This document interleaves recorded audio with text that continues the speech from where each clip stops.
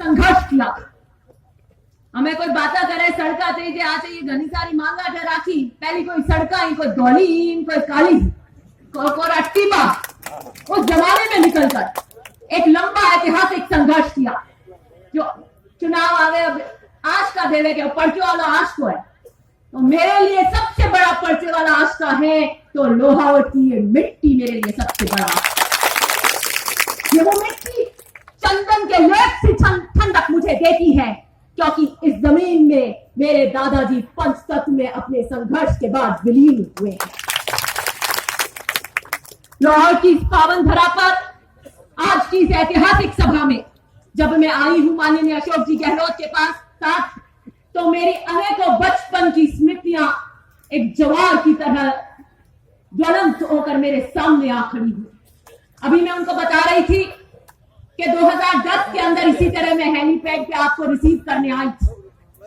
वयोवृद्ध अवस्था में परशुराम जी मदेना ने कहा लंबा सफर नहीं कर सकते थे और उन्होंने कहा जीवन कितने पल का है मुझे नहीं पता लेकिन मैं आखिरी बार अपने गांव जाना चाहता हूं, मैं लंबा सफर नहीं कर सकता। मेरे पिता ने यह इच्छा मुख्यमंत्री जी को बताई और उसी शाम वो मदेना साहब से मिलने आए। मदेना साहब ने उन्हें कहा कि मैं गांव जाना चाहता हूं लेकिन मैं लंबा सफर नहीं कर सकता। एक दिन बाद ही उन्होंने चाटी गांव का दौरा बनाया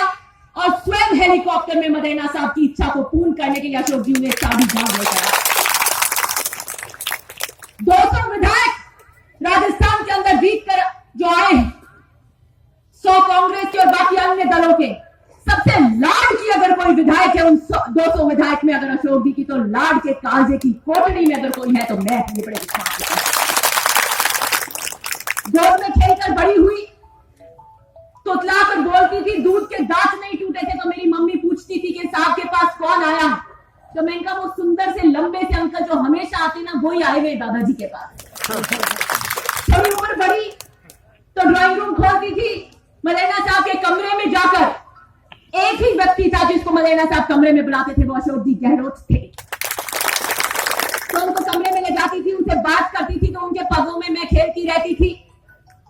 5वीं तक मैंने जोधपुर में कक्षा करी उसके बाद दादाजी मुझे जयपुर ले गए। मेरे पिता को कहा ये थोड़ी चंचल है नटखट है घर सूना है छोटे बच्चे को ले जाऊंगा तो घर में रौनक हो जाएगी तो मुझे जयपुर ले गए और जयपुर में जब ये दूसरी बार मुख्यमंत्री बने तो निरंतर किस तरीके से वो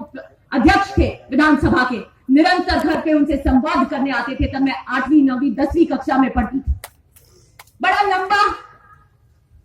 एक रिश्ता पारिवारिक रिश्ता रहा और आज बड़े सौभाग्य की बात है